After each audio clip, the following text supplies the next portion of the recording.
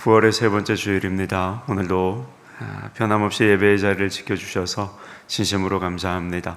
하나님의 은혜와 자비와 평강이 우리 성도님들과 늘 함께 하시기를 주님의 이름으로 축복합니다. 아멘. 오늘은 서로에게 이렇게 축복하겠습니다. 인품이 훌륭한 성도가 되세요. 시작. 인품이 훌륭한 성도가 되십시오. 예, 아멘입니다. 지난 몇 년 동안에 저 개인적으로 주목하고 있는 교회가 있습니다. 그런데 이제 사람 눈은 다 비슷한가 봐요. 저만 주목하는 교회가 아니었습니다. 많은 목회자들이 주목하는 그런 교회이기도 합니다. 건강한 교회, 바른 교회를 지향하는 교회이면서 그나마 사회보다 요즘 시대에 조금 더 앞서서 교회의 선한 영향력을 먼저 사회에 흘려보내는 몇 안 되는, 우리나라에서 몇 안 되는 그런 교회입니다. 아쉽게도 이제 저희 통합교단의 교회는 아니에요. 그런데 이제 이 교회에는 중요한 원칙이 하나가 있답니다. 그 내용이 공감되는 내용이어서 여러분에게 조금 말씀을 드립니다. 그게 뭐냐? 이 교회에서 교회를 섬기는 지도자들, 직분자들, 사역자들을 세울 때 가장 중요하게 보는 것이 있답니다. 그게 다름 아니라 그 사람의 인품이래요. 그 교회는 이제 지도자 훈련을 아주 강하게 시키고 또 엄격한 기준에 따라서 교회의 사역자와 직분자를 세우는데 이때 가장 중요하게 보는 것이 그 사람의 인품이라는 거예요. 다른 걸 보는 게 아니라 그 사람의 인품을 보는, 남을 배려하는 마음, 남에게 상처를 주지 않는 예절 바른 말씨와 행동, 특히 잘못을 지적을 당하면 언제든지 고치려고 하는 겸손한 마음, 이런 것들을 가진 사람을 교회의 지도자, 직분자, 사역자로 세운다는 겁니다. 그러면서 덧붙이는 말이 뭐냐면, 아무리 성경을 많이 읽고 성경을 알아도, 아무리 기도를 많이 하더라도, 아무리 가지고 있는 재능이 많더라도 무례한 행동으로 누군가에게 상처를 주는 사람은 교회 공동체 안에 도움이 안 된다는 거였습니다. 특히 교만해서 충고를 해도 듣지 않는 사람은 교회 공동체에서는 아주 곤란하다는 거였습니다. 전적으로 공감이 되는 말이었습니다. 이 교회가 부흥된 이유가 많이 있겠지만 교회의 지도자와 직분자들, 사역자들이 그런 인품을 가졌기 때문에 아마도 그렇게 성장하고 부흥할 수가 있었구나, 이런 생각이 들었습니다. 그 이야기를 듣고. 여러분 생각은 어떠세요?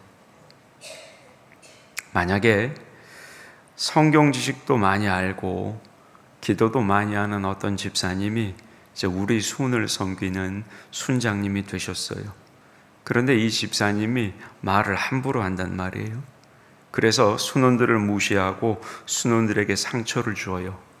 그러면 여러분은 그분을 온전히 순장으로 받아들일 수가 있겠습니까? 그리고 그런 순장님들과 함께 섬기면 순이 과연 부흥할 수가 있을까요? 만약에 많은 물질을 가지고 열심히 남선교회를 섬기시는 어떤 분이, 남선교회는 물질을 가지고 잘 섬기시는데 남의 의견은 무시하고 자기 마음대로 일을 해버린다면 여러분은 그런 분을 남선교회, 내 남선교회의 지도자로 받아들일 수 있겠냐고요? 과연 그런 지도자와 함께 남선교회가 부흥할 수가 있을까요? 아니죠. 상처받고 다 떠날 겁니다. 그래서 여러분, 교회에서 하나님의 일을 하고 또 맡기신 사역을 하고 또 성도들을 섬기며 지도하는 사람들, 그 교회의 지도자격인 리더십들 가운데 가장 무엇보다도 중요한 건 뭐냐면 인품입니다. 어쩌면 이 말이 좀 이상하게 들리실 수도 있을 겁니다. 아니, 목사님, 신앙생활에서 가장 중요한 건 신앙이어야지 어떻게 인품이 될 수 있습니까? 이렇게 의아해하실 수도 있습니다. 물론 그렇습니다. 신앙생활에서 가장 중요한 것은 신앙이지 인품이 아닙니다. 그런데도 왜 제가 감히 인품이 신앙생활에서 가장 중요하다고 말씀드리는 걸까요? 왜 그럴까요? 먼저 기억해야 할 것은 여러분, 여기서 말하는 인품은 세상적인 기준으로 말하는 인품이 아니라는 겁니다. 말씀드리는 여기서의 인품은 성경의 기준으로 말하는 인품입니다. 그러면 성경이 말하는 인품은 어떤 걸까요? 여러 가지로 말할 수 있겠습니다만 가장 대표적인 모습은 우리가 잘 아는 갈라디아서 5장 22절과 23절에 기록된 성령의 9가지 열매로 나타나는 인품입니다. 여러분 화면을 보고 갈라디아서 5장 22절 23절을 같이 받으시는데 이 9가지 성령의 열매를 보세요. 무엇인지 같이 받겠습니다. 시작.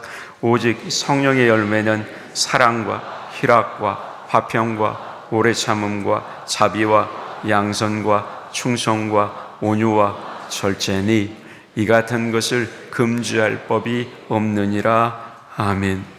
여러분 성령의 9가지 열매는 뭐예요? 다 인품이에요.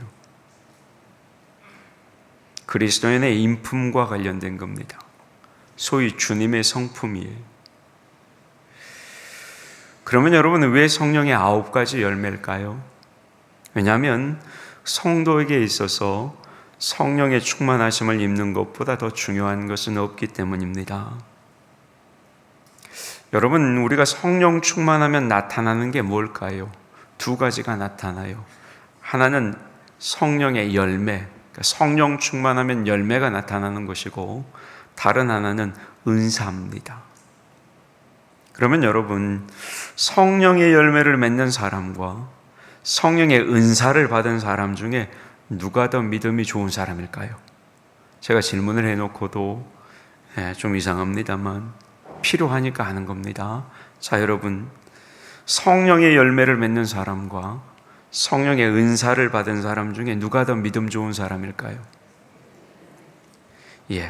자, 여러분, 원래는 성령을 받은 사람은 다 성령의 열매를 맺게 되어 있습니다. 그러니까 성령의 은사를 받으면 성령의 열매를 맺는 거죠. 따라서 성령의 열매를 맺는 사람과 성령의 은사를 받은 사람을 비교하기는 어려워요. 그럼에도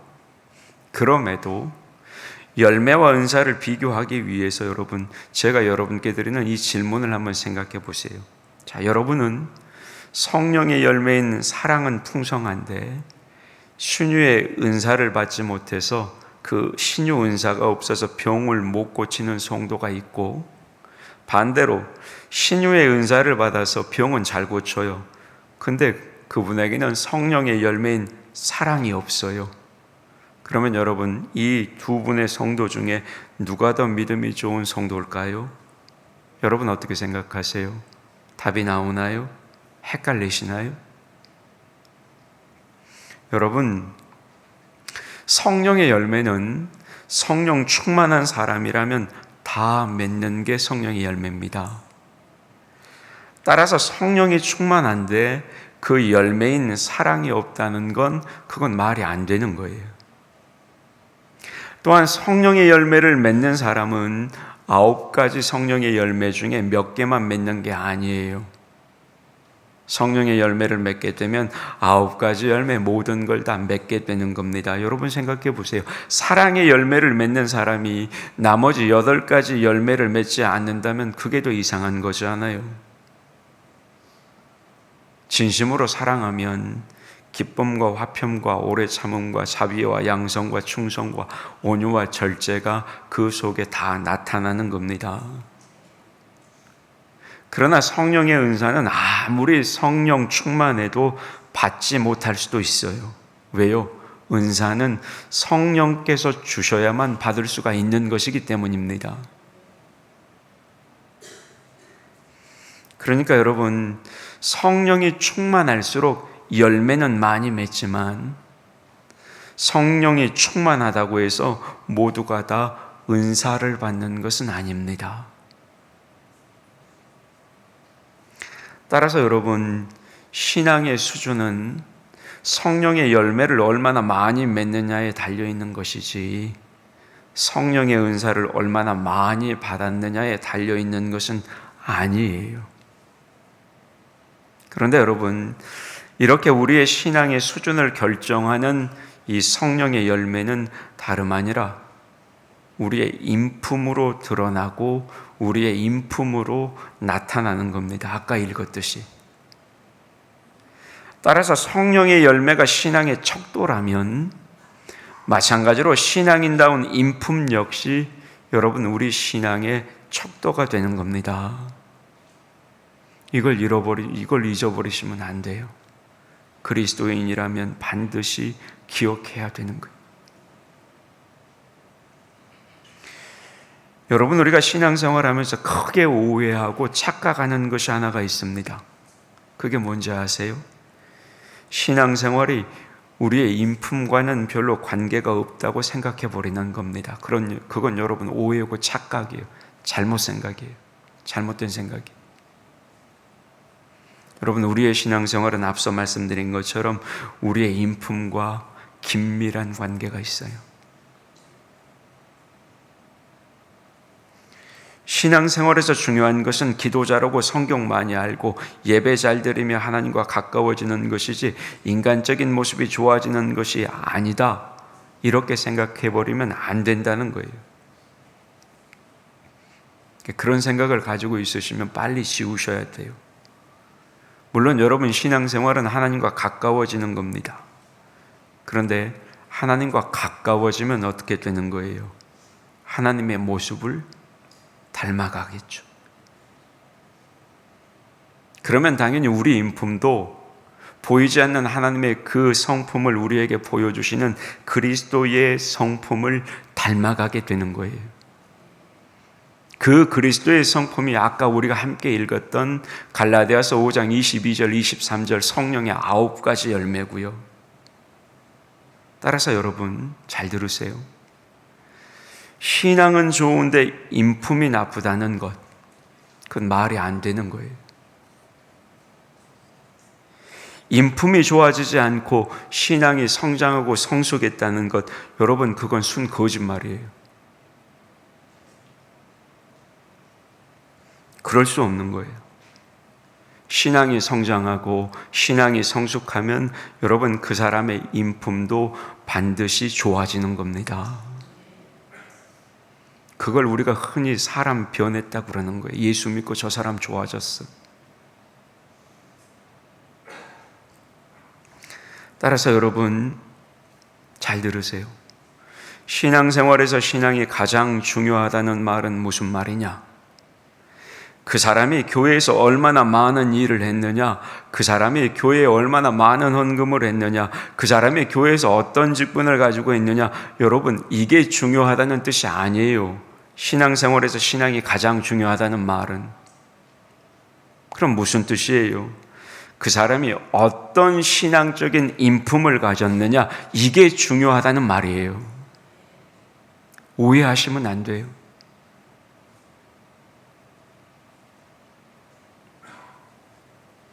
그래서 예수님도 여러분 마태복음 7장 22절과 23절 말씀에서 우리에게 이렇게 가르치시는 거예요. 화면 보고 같이 봤습니다. 시작.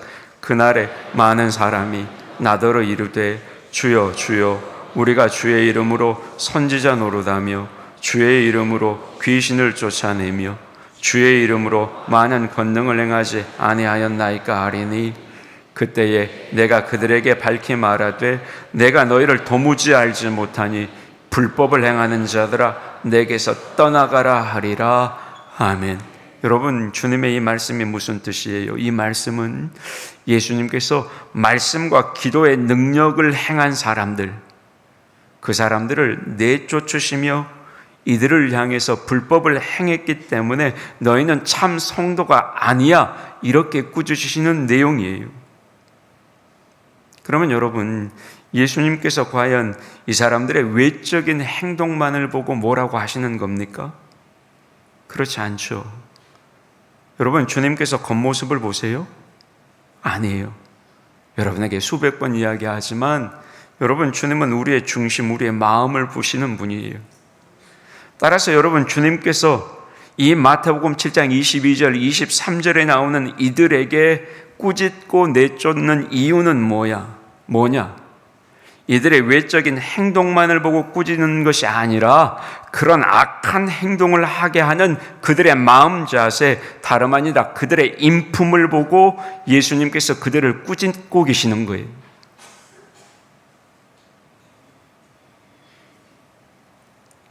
여러분, 이걸 잊어버리시면 안 되는 거예요.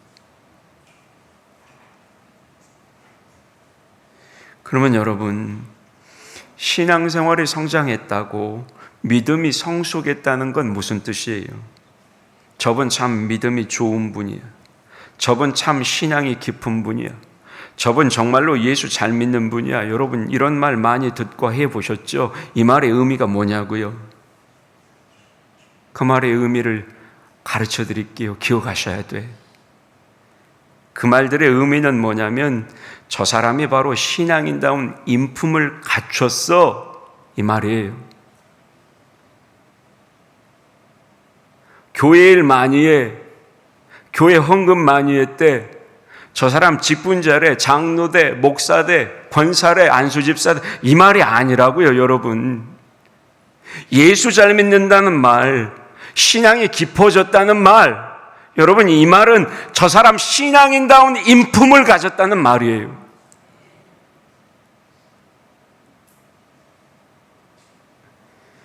여러분, 이걸 잊어버리시면 안 되는 거예요. 우리 나주교회 성도님들 모두가 다 신앙인다운 인품 갖춘 성도들이 되시기를 축복합니다. 그러면 여러분, 이 같은 신앙인다운 귀한 인품이라는 게 어떤 걸까요? 어떤 신앙의 모습을 가리켜서 신앙인다운 인품이라고 말하는 걸까요? 자, 여기에 대해서 여러분, 오늘 본문 말씀이 우리에게 잘 말씀을 하고 있어요. 잘 들어보세요. 오늘 본문은 사무엘 선지자가 하나님의 명령에 순종하지 않았던 이스라엘의 초대왕 사울 왕을 향해서 전했던 하나님의 말씀이, 자, 여러분, 사울 왕이 누구예요? 하나님이 기름 부어 세우신 이스라엘의 초대왕입니다. 오늘 말씀 17절에 기록된 것처럼 스스로를 작게 여기며 하나님 앞에서 겸손했던 사람이 다름 아니라 이 초대왕 사울 왕이었어요. 그럼에도 오늘 보면 23절의 말씀처럼 사울 왕은 결국 어때요? 하나님께 버림을 받습니다. 버림받는 왕이 돼요. 이유가 뭡니까? 여러분, 사울 왕이 처음으로 하나님을 버림받기 시작한 것은 사무엘상 13절에 나오는 블레셋과의 전쟁을 앞두고서였어요.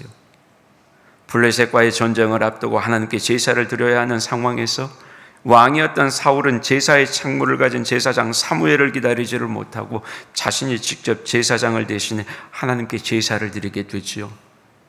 그런데 하나님께서 이런 사울의 행동을 보시고 뭐라고 말씀하시냐면 너 너무 망령되다, 이렇게 말씀하셨어요. 하나님의 명령에 순종하지 않는 사울 왕을 하나님께서 질책 가신 겁니다. 이후에 사울 왕이 완전히 하나님의 버림을 받은 것은 뭐냐면 다름 아니라 오늘 본문이 기록하고 있는 아말렉과의 전쟁에서 승리한 후였습니다. 하나님은 사울에게 아말렉과의 전쟁에서 아말렉의 모든 소유를 남기지 말고 진멸하라고 명령하시죠. 그런데 사울 왕은 하나님의 명령에 순종하지 않습니다.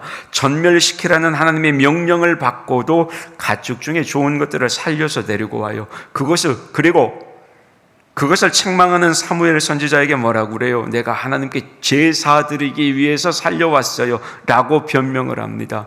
어떻게 보면 그럴듯해요. 하나님께 제사하기 위해서 좋은 가축들 살려왔다는 것이니까. 그런데 여러분, 그렇지 않아요. 사무엘은 이런 사울에게 사울이 하나님의 말씀을 버렸으므로 하나님께서도 사울을 버리셨다라고 선언합니다. 결국 이 두 사건으로 인해서 사울은 하나님으로부터 영원히 버림받은 왕이 되어버리는 겁니다. 자, 그런데 여러분, 사울 왕이 이렇게 하나님의 버림을 받게 된 두 사건에는 한 가지 공통점이 있습니다. 다름 아니라 제사와 관련되었다는 공통점이죠. 먼저 블레셋과의 전쟁을 앞두고 사울은 사무엘을 기다리지를 못하고 자신이 급하게 먼저 하나님께 제사를 드려버립니다. 다음으로 아말렉과의 전쟁 후에도 하나님께서 제사를 드리기 위한 명목으로 하나님의 명령을 어기고 가축을 살려왔다라고 변명합니다. 그러니까 두 사건 모두가 이렇게 제사와 관련이 있는 겁니다. 소위 지금으로 말하면 우리가 드리고 있는 이 예배와 관련이 있는 겁니다. 그러면 여러분, 사울은 왜 이렇게 제사에 집착했을까요? 왜 이렇게 하나님의 말씀, 하나님의 명령을 어기면서까지 이 제사에 집착했냐고요? 그건 여러분, 사울의 잘못된 신앙관 때문입니다. 무슨 말이냐? 사울은 하나님의 도움을 받기 위해서는 무조건 하나님께 제사를 드려야 한다, 이렇게 생각을 했던 겁니다. 하나님은 제사를 받지 않으시면 절대로 도와주시지 않는 그런 분이야, 이렇게 하나님을 생각했던 겁니다. 그래서 어때요? 블레셋과의 전쟁을 앞두고도 조급한 마음에 사무엘 기다리지를 못하고 자기 스스로가 제사를 드렸던 것이고, 아말렉과의 전쟁 후에도 하나님은 제사만 받으면 좋아하고 하나님의 말씀, 하나님의 명령 어겨도 그럼에도 하나님은 복을 주실 거야, 이렇게 생각해서 하나님의 말씀과 명령을 어기면서까지도 죽여야 할 가축을 살려와 하나님께 제사를 드렸던 거죠. 다시 말해서 제사라는 이 행위를 통해서 하나님의 은혜를 입고자 하는 잘못된 신앙관이 사울 마음속에 자리 잡고 있었던 겁니다. 자, 여러분, 우리가 하나님을 바르게 믿는 믿음을 가져야 한다, 이런 말 많이 하죠. 그러면 여러분, 하나님을 바르게 믿는 믿음이 뭐예요? 하나님을 바르게 믿는 믿음이 뭐냐고요? 많은 답변이 있을 수 있지만 그 모든 것들을 하나로 정리하면 이거예요. 그게 뭐냐? 다름 아니라 하나님의 은혜를 의지하는 믿음입니다. 결국 이걸로 싹 정리돼요. 내 능력, 내 힘, 내 공을 쌓아서 하나님의 은혜를 사려고 하는 그런 잘못된 믿음이 아니라 온전히 모든 것이 하나님의 은혜임을 알고 하나님의 은혜만을 의지하는 믿음, 여러분, 그 믿음이 바른 믿음이에요. 따라서 혹여라도 지금 내 마음속에 내 능력, 내 힘, 내 지식 또는 어떤 공을 쌓아서 하나님의 은혜를 사려고 하는 그런 마음이 있으면 여러분, 그건 잘못된 믿음이에요. 이런 거예요. 하나님, 내가 오늘 예배 드리니까 나한테 복 좀 주세요. 그 잘못된 신앙이에요. 여러분, 왜 예배 드리러 왔어요? 하나님께서 나를 구원해 주신 그 은혜에 감사해서 예배를 드리러 온 거지.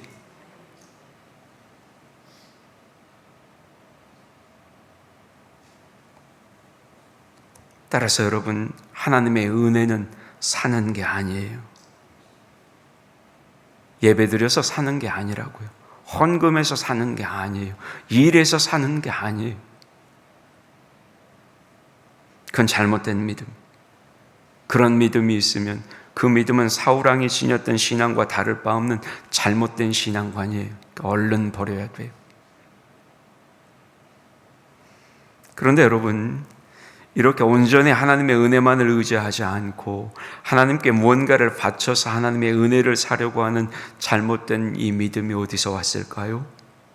그건 어디서 오는 거냐면 우상 숭배에서 오는 거예요. 종종 제가 말씀드린 적이 있어요. 우상 숭배의 가장 큰 특징이 뭡니까? 우상에게 무언가를 잘 보여서 복을 받는 거예요. 내가 무언가를 행하는 대가로 복을 받으려고 하는 거예요. 내가 가진 돈, 내가 가진 능력, 내가 가진 재주를 가지고 우상의 마음을 달래고 얼러서 자신의 목적을 성취하려는 것, 여러분, 그게 우상 숭배예요. 하나님을 그렇게 믿으면 안 된다고요. 하나님을 섬기는 건 여러분, 그것과 완전히 다른 거예요. 하나님을 섬기는 것은 하나님께 잘 보여가지고 복 받는 게 아니에요. 내가 뭔가를 하나님께 행해서 복 받는 게 아니라고요. 오직 하나님의 은혜로 복을 받는 거예요. 하나님의 말씀에 순종해서 하나님의 뜻에 온전히 순종해서 하나님의 복을 받는 거예요. 그런데 사울왕은 그렇지 못했다는 거죠. 하나님의 백성이었지만, 하나님께서 기름 부어 세우신 이스라엘의 초대 왕이었지만, 여러분, 사울왕은 하나님을 섬기는 모습이 아니라 마치 우상을 숭배하는 그런 모습을 보여줬다는 거예요. 여러분, 사실 사울은 우상을 숭배하는 사람이 아니잖아요. 성경을 봐도 사울은 우상을 숭배하지 않았어요. 다른 우상 숭배하지 않았다고요. 하나님을 숭배한다고 했어요. 아울러 하나님을 섬겼던 사람이에요. 뿐만 아니에요. 하나님이 주시는 축복을 사모했던 사람이에요. 그럼에도 불구하고 그 신앙 속에 우상적인 신앙이 담겨져 있는 거죠. 왜 그랬을까? 하나님의 사랑을 믿지 못했던 겁니다. 그래서 항상 하나님께 뭔가를 바쳐서 그 대가로 하나님의 축복을 받으려고 했던 겁니다. 그리고 이런 잘못된 신앙은 하나님의 명령에 순종하지 않는 죄를 짓게 했고 결국 하나님으로부터 버림받는 왕이 되게 만들었던 거죠. 그래서 하나님도 그런 잘못된 신앙을 가진 사울 왕을 꾸짖으세요. 뭐라고 꾸짖으세요? 오늘 본문 22절에 나와요. 우리가 얼마나 많이 듣고 잘하는 말씀입니까? 22절 같이 보겠습니다. 시작. 사무엘이 이르되 여호와께서 번제와 다른 제사를 그의 목소리를 청종하는 것을 좋아하심같이 좋아하시겠나이까? 순종의 제사보다 낫고 듣는 것이 순양의 기름보다 나으니 아멘. 여러분, 신앙생활 웬만큼 하신 분들은 수백 수천 번 들었어요. 저도 이 본문을 가지고 많은 설교를 했던 사람이기도 했죠. 여러분, 이 말씀이 무슨 말이에요? 잘 보이려고 하지 말고 내 행위가 아니고 네 공적이 아니고 그거 쌓으려고 하지 말고 차라리 그럴 바에는 하나님의 말씀 좀 잘 들으라는 거예요. 하나님의 말씀 좀 잘 듣고 그 말씀에 좀 순종하라는 거예요. 그게 100번, 1000번, 만번 제사를 드리는 것보다 낫다는 거예요. 그게 값비싼 순양의 기름을 하나님께 바치는 것보다 낫다는 거예요. 그렇게 하나님의 말씀을 듣고 그렇게 하나님의 말씀에 순종하는 것, 그게 다름 아니라 하나님의 은혜만을 의지하는 믿음의 자세라는 거예요. 저 말씀에 내 생각과 달라도, 내 뜻과는 달라도 그게 하나님의 말씀이니까 그 말씀에 순종해 보라는 거예요. 그게 하나님의 은혜만을 믿는, 의지하는 믿음의 모습이라는 거예요. 여러분, 그런데 이 말씀을 좀 잘 보세요. 하나님께서 뭐라고 그래요? 제사가 순종보다 낫다 이렇게 말씀하시지 않으시잖아요. 하나님이 제사가 순종보다 나으면 제사가 순종보다 낫다고 하셨겠죠. 근데 그렇게 말씀하지 않으세요. 여러분, 하나님은 우리에게 예배 받으시기를 좋아하시는 분이세요. 제사 받기를 좋아하시는 분이라고요. 그럼에도 불구하고 그렇게 제사 받기를 좋아하시는 하나님이실지라도 우상 숭배하는 것처럼 자신의 공적이나 자신의 행위를 앞세우는 그런 마음으로 하나님을 섬기는 것, 그 모습은 싫어하신다고요. 그거 아니라는 거예요. 오히려 그런 우상적인 제사보다, 그런 우상적인 예배보다 모든 것이 하나님의 은혜임을 알고 하나님의 은혜만을 철저하게 의지하는 그 믿음 가지고 어떠한 하나님의 말씀에도 어떠한 하나님의 명령에도 좀 순종하는 그런 신앙인의 모습, 그걸 하나님이 좋아하신다는 거예요.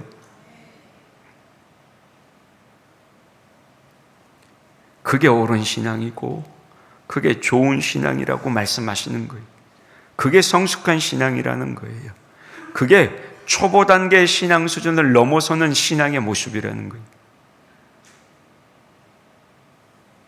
따라서 성도 여러분, 우리는 하나님을 믿을 때 모든 것이 다 하나님의 은혜로 되는 것임을 믿어야 하는 겁니다. 내가 뭔가를 해서 잘 되는 게 아니에요. 하나님의 은혜로 되는 거예요. 그래서 하나님의 은혜만 철저하게 의지해야 하는 겁니다. 그리고 그렇게 되면 내 힘으로 뭔가를 이루기 위해 억지를 부리지 않아요. 억지 부리지 않는다고요. 왜? 내 힘으로 해도 안 되는 걸 아니까. 하나님이 길을 열어주셔야 그걸 하게 되는 거니까. 그저 하나님 앞에 모든 것을 맡기는 겁니다. 그리고 그렇게 되면 어떻게 되는 거예요? 그런 사람은 하나님의 말씀에 순종할 수밖에 없는 거예요. 내가 가축을 살려가고 싶어요. 그런데 하나님의 명령이 아니라는 거예요. 내 생각과 다르더라도 하나님의 말씀이 먼저죠. 왜? 하나님의 은혜만을 의지하는 거니까. 그러면 가축 살려두지 말아야 되는 거예요. 여러분, 치료받는 환자 한번 생각해 보세요. 환자가 자기는 아무것도 할 수 없어서 의사에게 모든 걸 맡겼다. 그럼 어떻게 해야 되는 거예요? 그때는 내 마음대로 할 수 있는 게 없는 거예요. 의사 말에 순종해 치료도 받아야 되고, 의사가 먹으라는 약 먹어야 되고, 의사가 병원에 오라 그럴 때 가야 되는 거예요. 오직 의사가 하라는 대로만 해야 된다라고요. 하나님을 믿는 것도 비슷해요, 여러분. 정말로 모든 것이 하나님의 은혜로 된다는 것을 믿는 사람은 그저 하나님의 뜻에, 하나님의 말씀에 순종할 뿐인 겁니다. 하나님의 축복을 얻기 위해서 내가 뭔가를 해야 한다는 그런 생각, 그런 강박관념, 여러분 그건 사라지는 거예요.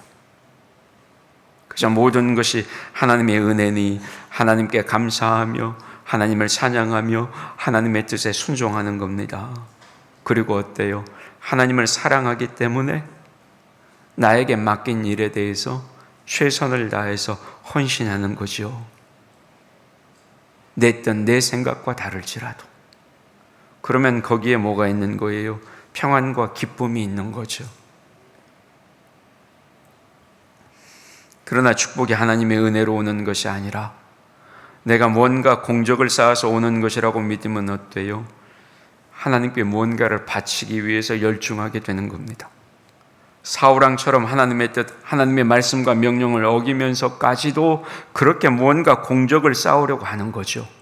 왜냐하면 그게 축복의 길이라고 착각하고 있기 때문입니다. 그러다 보니 어떤 모습이 보이는 거예요? 악한 방법으로 돈을 벌어서 교회 헌금을 가져오는 거예요. 여러분 생각해 보세요. 하나님이 그거 좋아하실까요? 악한 방법으로 돈 벌어가지고 그거 헌금하는 거 좋아하시겠냐고요. 잘못된 신앙을 가지고 있으니 그런 거죠. 뿐만 아니에요. 교회 일을 헌신이나 섬김이나 봉사가 아니라 자신의 공적을 세우는 일로 생각해서 열심히 공적 쌓아가지고 교회 직분을 얻고자 하는 그런 모습도 보이게 되는 겁니다. 뿐만 아니에요. 자기에게 불리한 일은 절대 하지 않고 자기에게 이익이 되는 일만 앞장서서 하는 그런 못난 모습을 보이는 겁니다. 자기를 그 자리에 세워주신 하나님의 은혜는 잊어버리고 자기가 마치 그 자리에 없으면 안 되는 것처럼 교만하고 불순한 모습으로 하나님의 일을 하는 그런 추태를 부리게 되는 거예요. 그래서 그 잘못된 신앙이. 여러분 기억하세요. 그것은 하나님을 우상처럼 섬기는 사람들의 모습이에요. 그건 잘못된 신앙생활의 모습이에요. 여러분, 하나님은 모든 것을 우리에게 은혜로 주시는 겁니다. 그리고 하나님은 우리가 그것을 믿고 그냥 하나님의 말씀에 순종하기를 원하시는 겁니다. 여러분, 우리가 어떻게 하나님의 그 깊으시고 넓으신 뜻을 다 알 수가 있어요? 그래서 하나님이 무슨 뜻이 계시기 때문에 그렇게 말씀하시면 순종하면 되는 거죠. 여러분, 하나님은 종교적인 업적을 세워 하나님의 은혜를 사려고 하는 것, 그거 절대 원치 않으세요. 그래서 제사로 하나님의 축복을 사려고 했던 사울이 어떻게 되는 거예요? 결과적으로 망하는 거예요, 종국에. 성도 여러분, 하나님이 우리에게 가장 먼저 원하시는 것은 믿음이에요. 그런데 바른 믿음은 철저하게 하나님의 은혜만을 의지하는 믿음입니다. 내가 먼저 선행이나 어떤 종교적 행위를 통해 그 공적을 가지고 하나님의 축복을 사려고 하는 게 절대 아니에요. 그건 우상숭배, 잘못된 믿음이. 아울러 우리가 우상을 섬기지 않고 하나님만 믿고 섬긴다 할지라도 사울왕이 그랬잖아요. 그 가운데 오직 하나님의 은혜만 의지해야 비로소 여러분 바른 신앙으로 하나님을 믿고 섬기는 겁니다.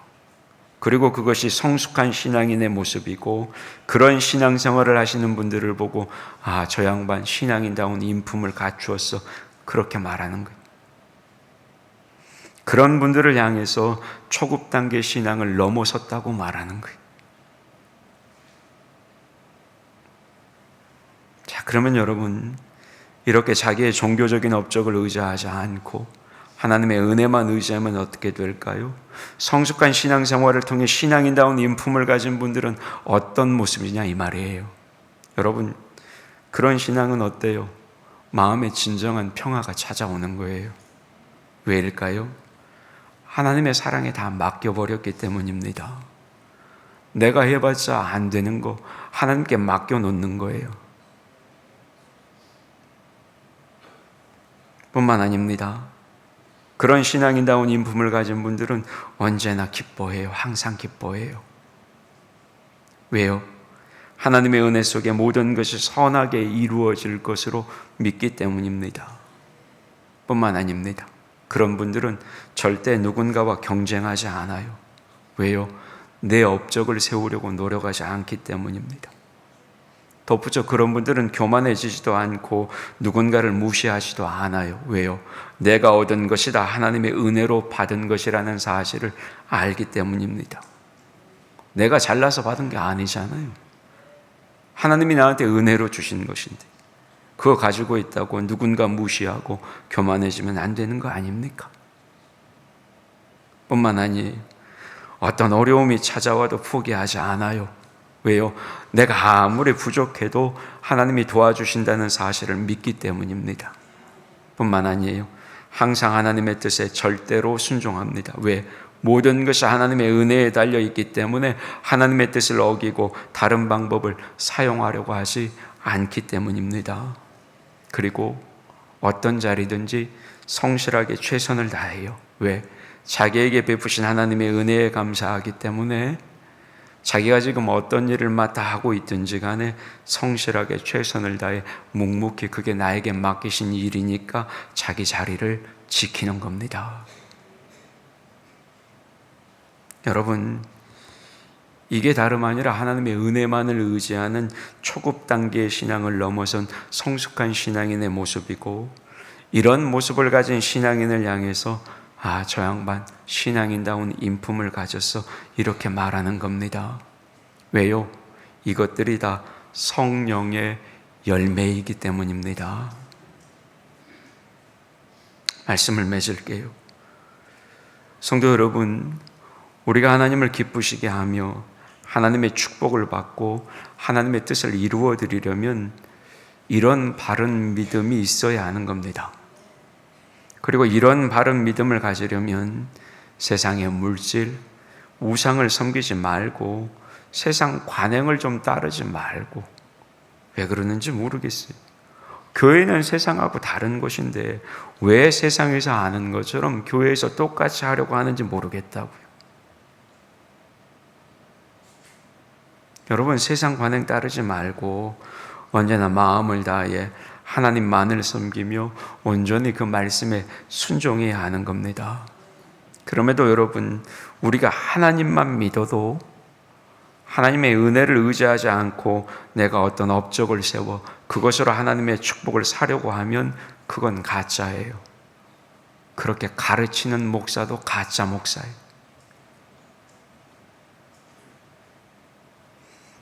그렇게 되면 사울왕처럼 업적을 위해 하나님의 뜻도 어기게 되고 하나님의 명령도 어기게 되고 하나님의 말씀도 어기게 되는 우울을 범하게 되는 겁니다.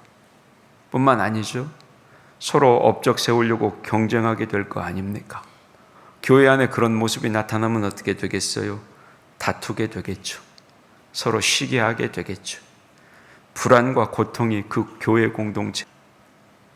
그건 여러분, 우리 신앙의 인품이 좋아지는 게 아니라 우리 신앙이 야비해지는 거예요. 그건 초급 단계의 신앙도 안 되는 거예요. 그리고 여러분, 그런 인품 가지고 아무리 하나님의 일을 한다 할지라도 그건 죄송해요. 마귀적인 것이 되고 맙니다. 심한 표현을 써서 죄송한데 이건 제 말이 아니에요. 성경에 나온 말씀이에요. 야고보서 3장 14절부터 16절 말씀이 여러분 우리에게 이렇게 경고해요. 화면 보고 같이 받겠습니다. 시작. 그러나 너희 마음속에 독한 시기와 다툼이 있으면 자랑하지 말라. 진리를 거슬러 거짓말하지 말라. 이러한 지혜는 위로부터 내려온 것이 아니요 땅 위의 것이요 정욕의 것이요 귀신의 것이니 시기와 다툼이 있는 곳에는 혼란과 모든 악한 일이 있음이라. 아멘. 제 말이 아니에요. 성도 여러분, 그래서 우리는 오직 하나님의 은혜의 모든 것을 맡기고 하나님만 섬기고 온전히 순종하는 가운데서 참 신앙인다운 인품을 갖춘 믿음의 자녀들이 되어야 하는 겁니다. 하나님은 그런 성도들을 기뻐하시고 하나님은 그런 성도들을 축복하시고 하나님은 그런 성도들을 하나님 나라를 위해서 귀하게 사용하시는 거예요. 여러분, 초급 단계 신앙 좀 넘어서시게요. 언제까지 그런 신앙 가지고 사실랍니까? 언제까지 그 초급 단계 신앙 갖고 사실래요? 빨리 넘어설수록 좋은 거예요. 빨리 넘어설수록 좋은 거예요. 초급 단계 신앙을 넘어서서 여러분 신앙인다운 인품을 지녔다는 칭찬 듣는 우리 나주교회 모든 성도들이 다 되시기를 주님의 이름으로 축복합니다. 아멘. 하나님의 말씀이 우리에게 묻습니다.